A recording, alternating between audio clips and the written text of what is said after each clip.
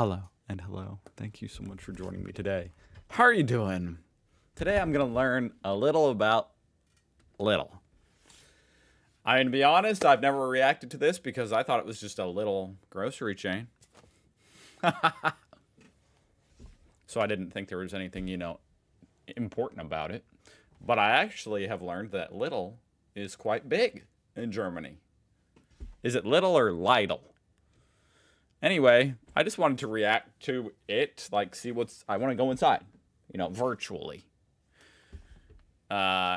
This video caught my eye. How is Lidl so affordable? I don't know. I didn't know it was.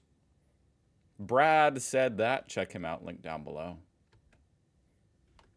I'm curious now, though. How is it so affordable? Very interesting logo. I would have thought this was like a kid's toy brand. Over the past few years, Lidl has become a household name in Europe and America as the company begins in America to make its mark on traditional retail. With its low cost and the focus if it is here in America, I didn't know it. On consumer demands, there is no surprise that the German retailer has taken the world by storm. So, how has Lidl risen to power in such a competitive marketplace? I don't know. In the 1930s, Joseph Schwartz became a partner at an independent grocery wholesaler in Germany, which was performing relatively well. However, after World War II and the devastation it caused to the German economy and its infrastructure, the company was destroyed and needed a 10-year reconstruction project. By 1977, Joseph's son took over the business, acquiring the name Lidl. I'm going to say this, after I learn, hopefully he goes inside. I want to go inside the Lidl, okay? So after I learn a little bit of this backstory, I'm going to go find another video of someone actually in the store. For 1,000 German marks and began to open his own stores named Lidl with the focus on budget retailing. They haven't changed the logo since. By 1979, there were more than 6 stores across Germany. Each store I've never seen Germany from this orientation. Roughly sold 500 products. Those that did not sell well were not restocked, a clear indication of their focus on limited, customer-driven items that the store is so well known for today. By the 90s, Lidl began opening stores in both France and England. Through expansions to more and more premises around Europe, today Lidl is the 5th largest retailer in the world.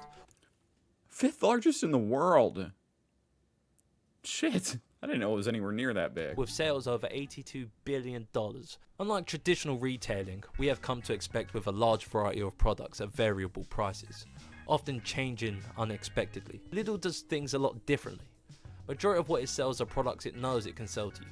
Items which are of high demand, no matter who consumes it. Toilet paper, sausages, ham, eggs. Kind of looks like Aldi's. Eggs, chicken breasts, all are priced cheaply and are of abundance.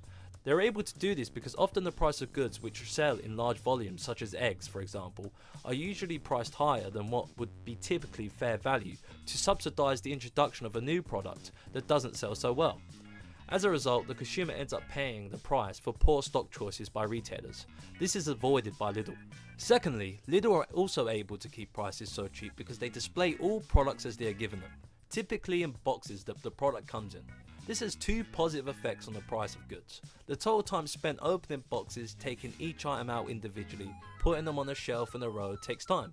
By just stacking boxes of products on top of one another, increases productivity as more products can be put out per hour. It also reduces the minimal cost of displays. Brilliant! Which are artificially designed to attract you to... I mean, that's interesting. Does Aldi's do that as well? I feel like Aldi's might do that as well. Choosing one product over the other, which is not needed in Lidl. Another method the company uses to save money is by reducing the number of staff employed in one single store. Most Lidl stores are making millions of pounds in revenue each year. However, they typically only have 10 members. And they only have to pay the cashier 5 pence an hour.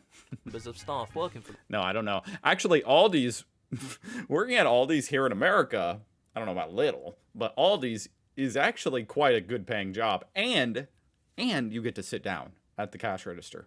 It's actually a great place to work. I'm sure this place actually probably is, now that I think about it, since it's German, is probably one of the best places to work as far as retail here in America.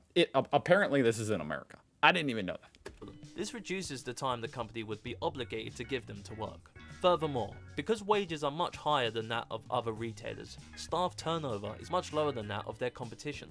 Reducing the amount of staff leaving the company helps assist lower costs. Well, then why doesn't every company do that, huh? Genuine question. If paying people more money saves the company money, which is what he just said, then why doesn't every company just pay people $30 an hour? It'd be a better world. As expenditure on training and lost time due to the inefficiencies of its members are minimized. What is noticeable Well, when obviously that does make sense. There's gonna be less turnover if you're paying people high. you walk into a Lidl Certainly less than frickin' Walmart, where there's new people every day. They don't even remember if you currently work there or if you don't. I used to work at Walmart. store? I literally stopped showing up at the job for a month. And then I just decided, I guess I'll go back to my job. I showed back up. They didn't even know I had left. Is Not kidding. reasonably small compared to other supermarkets. The average Lidl brick and mortar store is roughly 36,000 square foot in size. If you compare this to the average large size retailer, that's typical store is around 160,000 square foot. It's interesting how tall they are. It actually looks quite big. Why is it so tall? Is that where they store all the food? That would be weird. Average large size retailer, that's typical store is around 160,000 square foot. You begin to understand the enormous difference between Lidl's focus and its competition. The size of the store allows Lidl to keep its food costs down by reducing the cost of utility bills, which increases exponentially as stores get bigger. Okay. You can't talk about retail without mentioning the obvious effects of presence on the price. Lidl has over 6,000 stores. Oh, look at in this. Europe. Its main catchment is small communities. The more stores have allowed Lidl to negotiate. Is that Europe? I was thinking that was the east coast of America. Its main Yeah. Knoxville, Charleston. This is definitely America. Why did he say Europe? catchment is small communities. That's interesting, though. I didn't know these existed. They just don't exist here in Indiana. The more stores have allowed Lidl to negotiate better prices for the food and drink they buy. These savings are passed on to the consumer.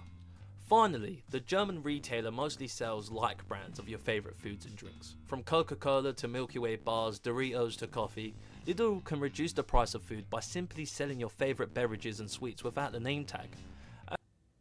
As we are all aware, we usually pay more than fair value for that one chocolate bar that we like, because we are paying for the brand. Although Lidl still sells Coca-Cola, Dairy Milk and other branded goods, it represents a much smaller subsection of their roughly 950 product range. That actually is kind of like Aldi's as well. I feel like in Aldi's you see all these brands that I've never seen before. Depending on whether or not you are And they're cheap. willing to try own brand products, would more often than not dictate if you will shop at Lidl again. And I get they're not even like, some of them aren't even real brands. They're like white labeled. And considering its products are of great quality, many shoppers do. All right. Well, check out this guy's channel. Brad said that. That was interesting, but I do want to see a look inside it. Okay, this actually looks like a POV of just some guy going in. And I see he's got his fund. Hell yeah. This is definitely Germany. We're going in. Get your money so you can buy some groceries. Wow, look at the colors. That's pretty cool. This thing is so cool. It really is so cool. The font machine. So it gave him a little coupon. I guess that's redeemable at the cash register for when you check out. Come on. Let's get to it. Ooh.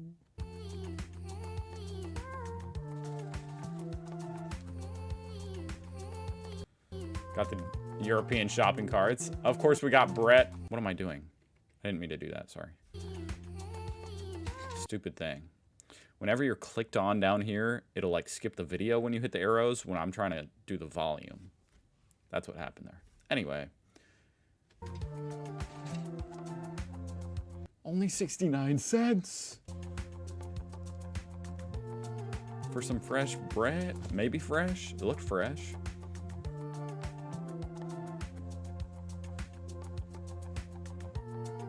Nice produce. Interesting to see cherries like that. Typically cherries aren't sold like that. Like out in the open to where you can get as much as you want. That's interesting. That's interesting.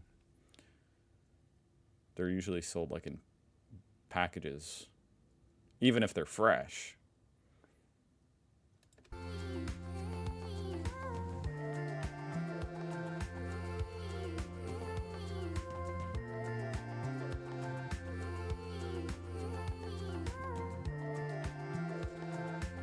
Okay, let's move along a little bit.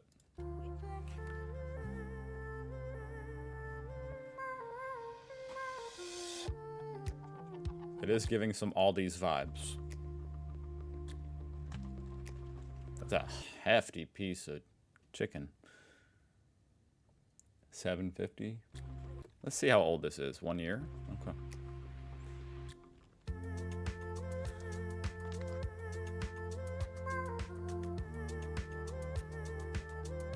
Red Bull.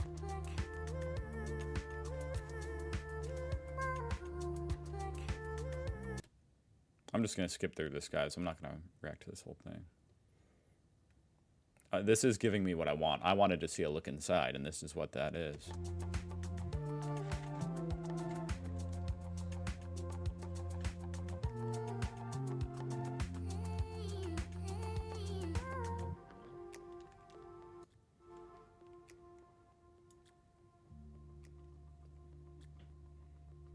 You guys love yogurt, huh?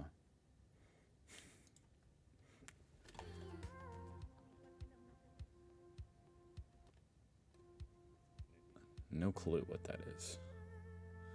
Ached. Gotta get the ached.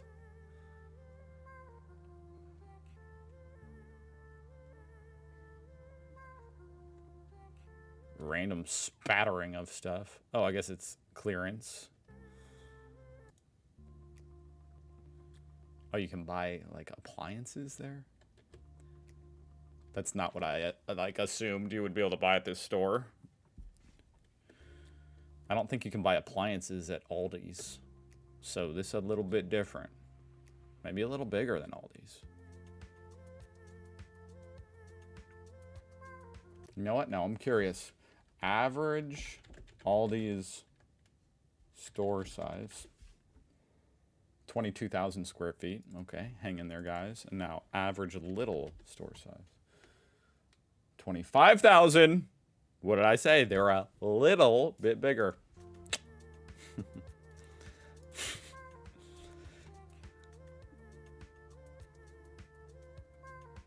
Soy sauce. Wait, is that soy sauce? Soya sauce. I like soy sauce. I don't know if that's what that is, but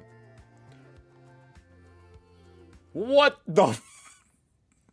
You're just now going to show me that these carts can do this? What do you even put down there? Isn't that going to fall straight through? Oh, maybe not. What the hell? That's a nifty trick. We don't have that. Ours does have a thing on the bottom, but it doesn't pull out like that. A lot of carrots.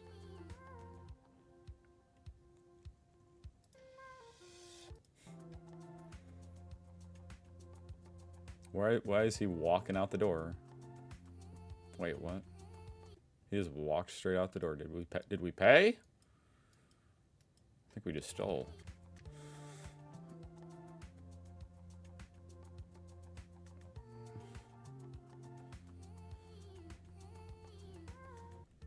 Some kind of European trickery going on here. Don't you guys usually bring your own bags and bag the stuff up?